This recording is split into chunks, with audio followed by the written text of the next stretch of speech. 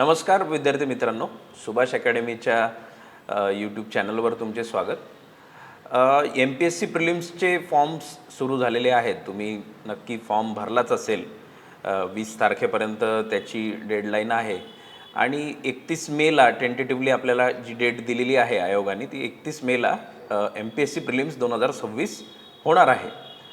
तर आजचा आपला जो डिस्कशनचा एक मुद्दा आहे की बरेचसे असे विद्यार्थी आहेत की जे UPSCचा अभ्यास करतात आणि UPSC प्रिलिम्सबद्दल त्यांना बऱ्यापैकी त्यांचं एक अंडरस्टँडिंग आहे. पण जेव्हापासून आपलं एक डिस्क्रिप्टिव्ह पॅटर्न झालेला आहे, बरेच असे विद्यार्थी आहेत की जे UPSC सोबत MPSCसुद्धा द्यायला उत्सुक आहेत. आणि पूर्वी जेव्हा आपला ऑब्जेक्टिव्ह पॅटर्न होता, म्हणजे ज्यामध्ये UPSC आणि MPSC फार वेगळं होतं, त्यावेळेला तितकी उत्सुकता UPSCच्या विद्यार्थ्यांमध्ये नव्हती. पण आता जेव्हापासून आपला पॅटर्न बदललेला आहे, तर UPSCचे बरेच असे विद्यार्थी आहेत की जे MPSC प्रिलिम्ससाठी पण उत्सुक आहेत किंवा त्यांचा त्या दृष्टीने ते अभ्यास करत आहेत. पण MPSC प्रिलिम्स आणि UPSC प्रिलिम्स या दोन्ही फार वेगळ्या गोष्टी आहेत. म्हणजे दोन्हीमध्ये जरी सिलेबस थोडाफार सिमिलर असला, पण बराच जो अंतर आहे, परीक्षेच्या अप्रोचमध्ये जो अंतर आहे, त्यावर आज आपण थोडंसं बोलणार आहोत. तर UPSC प्रिलिम्सबद्दल बऱ्यापैकी जे UPSCचे विद्यार्थी आहेत त्यांना कल्पना आहेच की UPSCच्या प्रिलिम्समध्ये काही असा ठरलेला पॅटर्न नाही आहे की कुठल्या पर्टिक्युलर सब्जेक्ट्सचे किती प्रश्न येतील किंवा एक जी ठरलेली लिमिट आहे प्रश्नांची, असं काहीच त्यामध्ये नाही आहे. MPSCमध्ये आपल्याला तसं दिसून येत नाही. MPSCमध्ये we have a predetermined number of questions for different subjects. म्हणजे जनरल सायन्सला 20 प्रश्न येतील, करंट अफेअर्सला 15 प्रश्न येतील, पॉलिटीचे 15 येतील, हिस्ट्रीचे 15 येतील, इकॉनॉमीचे 15 येतील. तर हे MPSCमध्ये जे आहे, MPSC प्रिलिम्समध्ये ही गोष्ट ठरलेली आहे. ठीक आहे, आतापर्यंतच्या पॅटर्ननुसार तरी ही गोष्ट एक प्री डिटरमाइंड आहे. आणि UPSCमध्ये तसं नाही आहे. म्हणजे UPSCमध्ये तुम्हाला एक जे वाईड व्हास्ट लेवलवर डिटेलिंग अभ्यास करावा लागतो. दुसरा एक भाग आहे की फॅक्च्युअल ओरिएंटेशन MPSC प्रिलिम्सचं थोडंसं जास्त आहे. म्हणजे फॅक्ट्सला धरून बरेच प्रश्न तुम्हाला दिसून येतील. म्हणजे 2025मध्ये जर तुम्ही पहिल्यांदा दिली असेल, समजा बरेचसे असे विद्यार्थी जे आहेत, तर तुम्ही बघितलं असेल की बरेच फॅक्ट्स असे होते की जे तुमच्या UPSCच्या अभ्यासामध्ये तुम्हाला दिसले नसतील किंवा त्याच्यावर तुमचं लक्ष गेलं नसेल आणि एक्झाममध्ये त्याबद्दल तुम्हाला काहीच कल्पना नसणार, जर तुम्ही तेवढा MPSCच्या दृष्टिकोनातून अभ्यास केला नसेल तर एक फॅक्च्युअल ओरिएंटेशन थोडंफार आहे. ॲनालिटिकल क्वेश्चनसुद्धा येतात जॉग्राफीमध्ये वगैरे, बट ओव्हरऑल एक फॅक्ट्सवर कमांड असणे फार गरजेचं आहे for nearly all the subjects. आणि त्यानंतर अजून एक जो भाग आहे की आता UPSCचा अभ्यास करताना आपल्याला इंडियन पॉलिटी तर आपण करतो,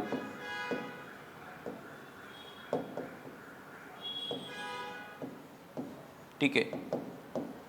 तर लक्ष्मीकांत वगैरेच्या अभ्यासावर तुमचे MPSCच्या प्रिलिम्समध्ये पण काही असे टॉपिक्स आहेत की ज्याच्यावर पण थीम्स आहेत की रिपिटेटिव्हली प्रश्न येतात. तर लक्ष्मीकांतच्या बेसिसवर तुम्ही त्यात बऱ्यापैकी डील करू शकतात, ते प्रश्न बऱ्यापैकी डील होतात. त्यानंतर आपण बघतो की जॉग्राफी आहे.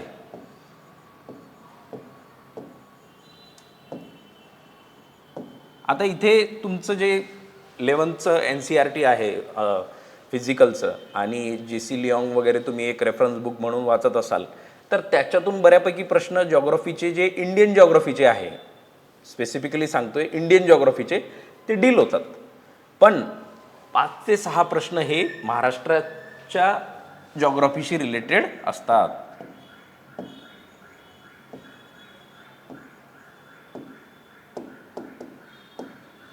पाच ते 6 प्रश्न आपल्याला दिसून येतात. कधी 5, कधी 6, कधी 4, त्याचं आता प्रपोर्शन वेगवेगळं आहे. तर हे जे 5 ते 6 याच्याबद्दल UPSCच्या विद्यार्थ्यांनी कधीच हा अभ्यास केलेला नाही आहे किंवा त्याला एक फार सुपरफिशियली त्या गोष्टी माहिती आहेत. पण जर का तुम्हाला आता यावर्षी त्या नद्यांचे जे कॉन्फ्लुएन्सेस असतात ते विचारले होते, आता तुम्ही त्याबद्दल अभ्यास केलेला नसेल तर त्या मॅच द पेअरमध्ये तुम्हाला काही हे लागणार नाही. जर फॉर एक्झाम्पल फारच लकीली तुम्हाला त्याबद्दल माहीत असेल तर ती वेगळी गोष्ट. म्हणजे जर तुम्ही त्या पद्धतीने महाराष्ट्र जॉग्राफीचा अभ्यास केलेला नसेल तर ठीक आहे. तर 5 ते 6 प्रश्नांचा फरक हा जॉग्राफीमध्ये पडतो जर तुम्ही प्युअरली UPSCचा अभ्यास करत आहात आणि MPSC प्रिलिम द्यायचा द्यायची तुमची इच्छा आहे, तर त्याच्यासाठी तुम्हाला वेगळा अभ्यास करावा लागेल. म्हणजे त्याच्यासाठी तुम्हाला जे कोर थीम्स आहेत किंवा जे वारंवार त्यावर येणारे जे प्रश्न आहेत किंवा ज्या गोष्टी आहेत, म्हणजे आपण जॉग्राफीमध्ये बघूया तर महाराष्ट्राशी रिलेटेड जे मिनरल्स आहेत, जे फिजिकल फीचर्स आहेत, म्हणजे ज्याच्यात आपले माउंटेन रेंजेस वगैरे आलेत, त्यानंतर तुम्ही रिव्हर्सबद्दल मी आत्ता बोललो, ठीक आहे. तर ह्या गोष्टी जोपर्यंत तुम्ही थोड्याफार बाय हार्ट करणार नाही किंवा समजून घेणार नाही, तोपर्यंत हे 5-6 प्रश्न तुमचे डील होऊ शकत नाही. तर हा थोडासा एक डिफरन्शिएटिंग ॲस्पेक्ट आहे जॉग्राफीच्या बद्दल. त्यानंतर आपण बघूया इकॉनॉमी. आता UPSCच्या इकॉनॉमीमध्ये आपण बघतो की तिथे ॲनालिटिकल प्रश्न येतात, है ना. एक्सटर्नल सेक्टरवर तुम्ही बघाल तर डेप्रिशिएशन, ॲप्रिशिएशन याच्यावर प्रश्न येतात, GDPवर प्रश्न येतात आणि मनी अँड बँकिंगवर स्पेसिफिकली चांगले प्रश्न येतात, म्हणजे बेसिक पण येतात आणि करंटच्या गोष्टी पण येतात.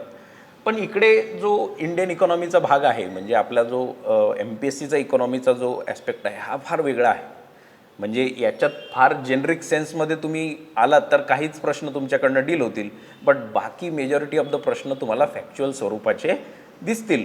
आणि तिथे जर का तुमच्या चुका झाल्यात तर तो फार एक बेसिक आपला म्हणजे कॉम्पिटिशनमधून बाहेर जाण्याचे चान्सेस आपले वाढून जातात. कारण की 15 प्रश्न आहेत आणि त्यामध्ये ज्या काही थीम्स आहेत, म्हणजे त्या थीम्सच्या अराउंड प्रश्न येत असतात, म्हणजे जास्तीत जास्त प्रश्न त्या थीम्सच्या अराउंड येतात. नवीन प्रश्न पण येतात, पण त्या थीम्सच्या अराउंड येतात. आता तुम्ही बघाल तर पॉवर्टीच्या वेगवेगळ्या कमिटीजवर प्रश्न येतात. आता आपल्या तिकडे तुम्ही UPSCमध्ये जे वाचलं असेल तर तिकडे तुम्ही तेंडुलकर कमिटी वगैरे, ह्या रंगराजन कमिटी यांच्याबद्दल तुम्हाला माहिती असेल की काय काय कोणी दिलं. पण इकडे त्यातले फॅक्ट्ससुद्धा येतात किंवा ज्या जुन्या प्लॅनिंग कमिशननी अपॉइंट केलेल्या कमिटीज वगैरे आहेत त्याच्यावर पण प्रश्न येतो, ठीक आहे. तर ते तुमच्या अभ्यासात नसणार आणि तो तसे प्रश्न दिसल्यावर इनफॅक्ट त्याच्या हे पण येतात, कोणत्या वर्षी वगैरे त्या अपॉइंट झाल्यात वगैरे. तर हे माहीत नसल्यामुळे तुम्हाला इथे इकॉनॉमी हा एक क्रुशल डिफरन्शिएटिंग फॅक्टर ठरतो. तर त्याचा अभ्यास करण्यासाठी काही ज्या ठरलेल्या थीम्स आहेत, 5 इयर प्लॅन्स असतील त्याच्यावर प्रश्न आहेत. पुन्हा तुम्ही सस्टेनेबल डेव्हलपमेंटवर प्रश्न, यावर्षीसुद्धा आला होता की सस्टेनेबल डेव्हलपमेंटचा तो कुठून आला वर्ल्ड कन्झर्वेशन स्ट्रॅटेजीमध्ये 1980 वगैरे जे त्याचा आन्सर आहे. तर थोडासा जो फॅक्च्युअल ॲस्पेक्ट आहे इकॉनॉमीचा तो वेगळा आहे. UPSC प्रिलिमचा जो अभ्यास आपण जो कन्सेप्च्युअल लेवलवर करतो तो तितका इथे ॲप्लिकेबल नाही आहे. तर याचा अभ्यास थोड्या वेगळ्या स्वरूपात करावा लागतो, ठीक आहे. त्यात मग थिंकर्सवर पण प्रश्न येतात. यावर्षी पण 2 प्रश्न थिंकरवर आले, म्हणजे जे इकॉनॉमिस्ट आहेत वेगवेगळे आणि त्यांनी दिलेल्या संकल्पना आहेत किंवा त्यांचं जे एक वेगवेगळ्या याच्याबद्दलचं ओपिनियन आहे, तर तसे थिंकर्ससुद्धा आहेत. तर त्याच्याशी रिलेटेड पण प्रश्न येतात. ते आपल्याला UPSC प्रिलिममध्ये असं काही दिसून येत नाही, ठीक आहे. तर इकॉनॉमी पण एक डिफरन्शिएटिंग फॅक्टर आहे. तर माझ्या मते याचा पूर्ण 15 प्रश्नांचाच अभ्यास जो आहे हा तुम्हाला थोडासा तुमचा अप्रोच बदलून करावा लागेल, ठीक आहे. तर इथे 5 ते 6 प्रश्न, इथे 15 प्रश्न आपण पकडून चालूया. इथे बेसिक तुमच्या अभ्यासावर काही प्रश्न सुटतील, पण तुम्ही याच्यात जास्तीत जास्त स्कोर करू शकत नाही जोपर्यंत तुम्ही MPSCच्या दृष्टिकोनातून अभ्यास करत नाही, ठीक आहे. तर हा इकॉनॉमीचा भाग झाला. त्यानंतर आपण बघूया एक कोर मेजर डिफरन्शिएटिंग फॅक्टर आहे, तो आहे जनरल सायन्स.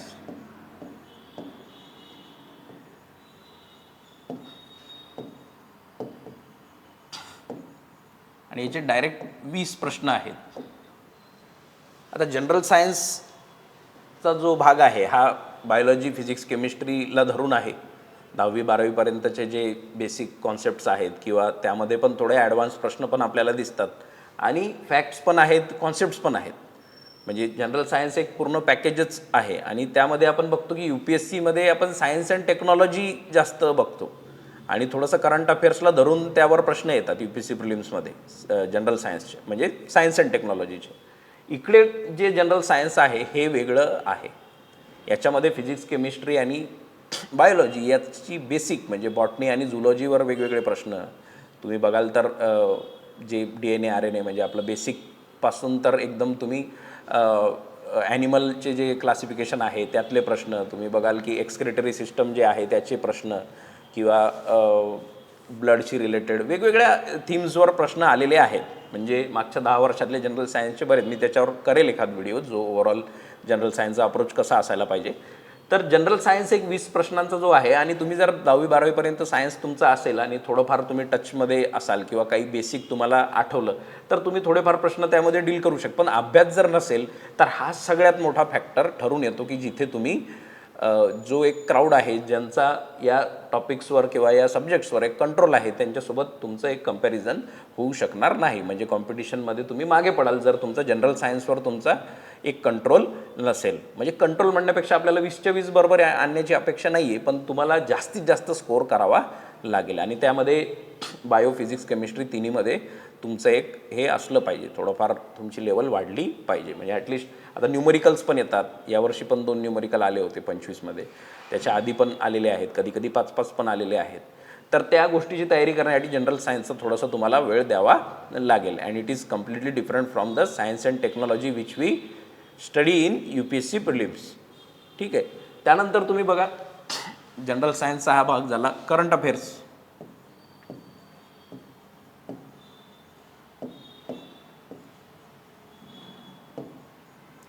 15 प्रश्न आहेत.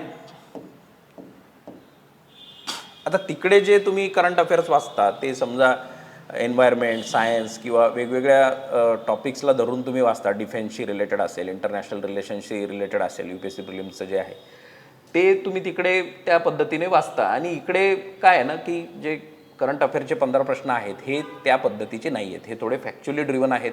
याच्यात कधी कधी कुठल्या स्कीमच्या डेट्ससुद्धा विचारल्या जातात है ना.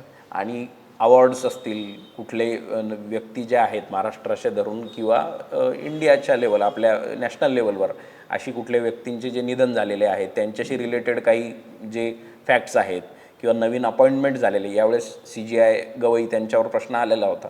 तर असे जे फॅक्ट्स आहेत जे तुम्ही UPSCच्या दृष्टिकोनातून त्याचा अभ्यास करणार नाही, तशा गोष्टींशी रिलेटेड 15 प्रश्न आपल्याकडे इकडे येतात. आता त्यामध्ये अभ्यास न करता त्याच्यात जास्तीत जास्त स्कोअर करणं हे योग्य नाही किंवा ते पॉसिबलच नाही. थोडंफार फॅक्च्युअल तुम्ही ऑन टाईम डिसिजन मेकिंग ही आपली फॅक्च्युअल याच्यामध्ये तुम्ही खूप लॉजिक लावू शकत नाही. You have to know the topic है ना. तर करंट अफेअर्सचा जो भाग आहे हा सुद्धा फार वेगळा आहे. याच्यामध्ये तुम्ही तितकं विदाऊट स्टडिंग द टॉपिक्स, म्हणजे काही जे असे 10-12 थीम्स आहेत त्या थीम्सचा डिटेलमध्ये वर्षभरातल्या करंट अफेअर्सचा अभ्यास थोडासा तुमचा पाहिजे. म्हणजे ॲटलिस्ट तुमच्याकडे एक रिव्हिजन मटेरियल पाहिजे की ज्याच्यामध्ये तुम्ही ते करू शकाल. तर हा जनरल सायन्स आणि करंट अफेअरचा भाग झाला. आपण जिओग्राफी तर बघितलं. आता हिस्ट्री पण एक फॅक्टर आहे.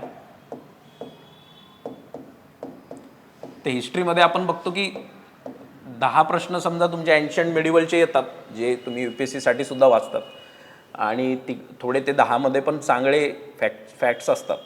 त्याच्यामध्ये तुमचा तिकडचा अभ्यास कितपत कामा येतो ते तुमच्या डेप्थवर डिपेंड करतं की तुम्ही हिस्ट्री कशी वाचलेली आहे. म्हणजे एन्शंट मेडिवलचा तुमचा एक तुमची लेवल काय आहे, तुमची डेप्थ किती आहे त्याच्यावर पण ते डिपेंड करतं. कधी कधी इझी पण प्रश्न असतात, पण 5 प्रश्न आपल्याला दिसतात की थोडे महाराष्ट्राच्या हिस्ट्रीशी धरून ते असतात. महाराष्ट्राच्या हिस्ट्री म्हणजे आपल्या इथले जे रिव्होल्युशनरी मुवमेंट आहेत किंवा न्यूजपेपर्स आहेत आणि सगळ्यात महत्त्वाचं त्याच्यात कॉन्ट्रीब्युशन एक आहे ते आहे सोशल रिफॉर्मर्सचं. म्हणजे जे आपले महाराष्ट्रातले सोशल रिफॉर्मर्स आहेत त्यांना धरून आपल्याला प्रश्न दिसून येतात. ठीक आहे. यावर्षी पण 2 प्रश्न आपल्याला त्यामध्ये दिसलेले आहेत. तर हिस्ट्री पण हा एक डिफरन्शिएटिंग फॅक्टर आहे. म्हणजे 5 प्रश्न त्याच्यात साधारणतः आपल्याला दिसतात आणि 10 प्रश्न समजा तुम्ही UPSCच्या अभ्यासावर तुम्ही डील करू शकता. म्हणजे त्याच्यात तेवढ्या अभ्यासावर तुम्ही जर UPSC प्रिलिमच्या याच्यामध्ये आहे, रिव्हिजन मोडमध्ये आहे, तर तेवढे प्रश्न तुम्हाला दिसल्यावर तुम्ही त्याच्यात यू हॅव अ चान्स. पण हे 5 याच्याबद्दल जर तुम्ही काहीच वाचलेलं नसेल तर तुमचा हा इथे 5 प्रश्नांचं नुकसान होऊ शकतं. त्याच्यामध्ये मग तुम्हाला थोडंसं अंदाजपंती वगैरे त्या गोष्टी आपण करतो, पण त्याची व्हॅल्यू राहत नाही जोपर्यंत तुमचा थोडासा अभ्यास पाहिजे असतो. अभ्यास केल्याशिवाय त्याचा अर्थ नाही. तर आपण इथे बघू शकतो की 15 प्रश्न करंट अफेअर्सचे झाले, 20 प्रश्न जनरल सायन्सचे झाले, 5 प्रश्न हिस्ट्रीचे झाले. हे किती 20 आणि 20 40. आणि इकडे आपण बघतो 5 ते 6 प्रश्न जिओग्राफीचे आणि इकॉनॉमीचे 15 प्रश्न है ना. तर तिकडे 40 आणि 15 55 आणि जवळपास 60 प्रश्न असे आहेत की ज्याचा अप्रोच वेगळा आहे है ना. आणि काही ठिकाणी सिलेबस पण वेगळा आहे, महाराष्ट्राला धरून आहे. तर UPSC प्रिलिम देता तुम्ही जर असं एक्सपेक्ट करत असाल की मी UPSC प्रिलिम देता देता MPSC प्रिलिम काढतो, तर हे थोडंसं तुमचं ओव्हर एस्टिमेशन होईल. तुम्हाला याच्यासाठी एक वेगळा अप्रोच द्यावाच लागेल. तिकडे जो तुमचा ॲनालिटिकल अप्रोच आहे तो इकडे तुम्हाला थोडासा फॅक्ट्स ड्रिवन पण करावा लागेल. म्हणजे थोडासा there is a change in the way you look to this exam. म्हणजे तुमचा या पर्टिक्युलर एक्झामकडे बघण्याचा दृष्टिकोन जो आहे हा थोडासा UPSC सारखा नसायला पाहिजे. आणि आतापर्यंतची जे प्रिव्हियस इयर क्वेश्चन आहे त्याच्यानुसार मी हे तुम्हाला ॲनालिसिस सांगितलेलं आहे. यापुढे आता कसे प्रश्न येतात हे आपल्याला माहीत नाही, पण याच्यासाठी 60 प्रश्न जे आहेत, हे जे 60 प्रश्न आहेत, हे 60 प्रश्न आहेत, 60 ते 62 प्रश्न जे आहेत, याच्यामध्ये जर तुम्ही 45+ आणलेत तर तुमच्यासाठी तुम्ही रेसमध्ये आहात. कारण की आपण बघतो की 120 कट ऑफसुद्धा लोक बोलत आहेत, यावर्षीचा कट ऑफ 120च्या अराउंड 118 वगैरे असा येईल. तर कट ऑफ पण हाय जातात. त्याच्यासाठी हे जे इतके प्रश्न आहेत, म्हणजे हिस्ट्रीचे 5 प्रश्नही तितकेच महत्त्वाचे आहेत, जॉग्रफीचे ते 5 प्रश्नही तितकेच महत्त्वाचे आहेत, आणि तुमचं जनरल सायन्स तर पूर्ण 20च, म्हणजे त्याला काही गत्यंतर नाही. तुम्हाला त्याच्यासाठी वेगळा अभ्यास करावा लागेल थोडा. आणि तुम्ही बघाल तर आपले इंडियन इकॉनॉमी तुम्हाला वेगळ्याने करावी लागेल, म्हणजे थोडा वेगळ्या अप्रोचने तुम्हाला त्याला बघावं लागेल. तर हे सगळे याच्यात जर का तुम्ही 60मध्ये 45+ आणाल आणि उरलेल्या तुमचं जे जॉग्रफीचे 10 प्रश्न, पॉलिटीचे 15 प्रश्न, एन्व्हायरमेंटचे जे 4-5 प्रश्न ते पण डील होण्यालायक आहेत, म्हणजे तुमच्या UPSCच्या अभ्यासावर ते करण्यालायक आहेत. तर या सगळ्यांचं मिळून जर गणित तुम्ही बघितलं आणि 65+ वगैरे तुमचा स्कोर आला तर तो सेफ स्कोर असतो. म्हणजे 65+ क्वेश्चन्स तुमचे बरोबर आले तर है ना. तर तुम्हाला या 60 प्रश्नांचं डील करण्यासाठी MPSC प्रिलिमचा अभ्यास हा थोड्याशा वेगळ्या अप्रोचने करावा लागेल. आणि दुसरा महत्त्वाचा भाग आपण याच्यामध्ये बघतो की जे लोक इंग्लिश मिडियममध्ये त्याचा अभ्यास करत आहेत त्यांच्याकडे तेवढे सोर्सेस अवेलेबल नाही आहेत. म्हणजे ओव्हरऑल त्यांचं असं आहे की मराठीचं वाचन तितकं फास्ट नाही आहे, कारण की रिव्हिजन तेवढ्या फास्ट ते करू शकत नाहीत, किंवा तेवढं इझिली त्यांना ते अवेलेबल नाही आहे जे सोर्सेस हवे असतात. तर आपण त्याच्यावर काहीतरी प्लॅन करतो आहे. आपला स्पेसिफिक कोर्स आपला त्या निमित्ताने येईल. पण सध्या तरी आपण एक गोष्ट लक्षात घ्यायला हवी, जर तुम्ही UPSC आणि MPSC दोन्ही तुमचं एक ध्येय असेल की दोन्ही याच्यात मला एक फायद्याचं राहील, तर तुम्हाला हे करणं गरजेचं होतं की हे 60 प्रश्नांबद्दल तुम्ही काहीतरी तुमचं समीकरण तुमचं जुळलेलं पाहिजे, आणि त्याच्याशी रिलेटेड नोट्स आणि त्याचं डिस्कशन किंवा त्याच्याशी रिलेटेड काही लेक्चर्स हे बघणं तुम्हाला गरजेचे आहेत. कारण की ते तुम्ही अंधारात राहून अभ्यास तो करू शकत नाही. आणि माझं एक पर्सनल हे राहील ऑब्झर्वेशन याच्यामधलं की UPSC प्रिलिम्स मध्ये CSAT एक फार डिसाइडिंग फॅक्टर आहे. इकडे CSAT थोडासा कम्पॅरेटिव्हली इझियर आहे, आणि तुम्ही जर का लेखीचा अभ्यास ऑलरेडी केलेला आहे डिस्क्रिप्टिव्हचा, आणि MPSC प्रिलिम्स तुम्ही नेल करत आहात, तर तुम्ही you are in a better position to clear an exam, a particular exam in one particular year. तर हा पण, हे फॅक्टर्स पण तुम्ही लक्षात घ्या. आणि तुमच्या लेवलवर 2026मध्ये तुमचं टार्गेट कसं राहील, किंवा या पुढच्या 4 महिन्यात तुम्ही कशा पद्धतीने एक प्लॅनिंग तुमची केली पाहिजे, ते सुद्धा तुम्ही डिसाईड करा. ठीक आहे. तर हे आपल्याला आज बोलायचं होतं. ओव्हरऑल जितके मी तुम्हाला टॉपिक इथे सांगितले, म्हणजे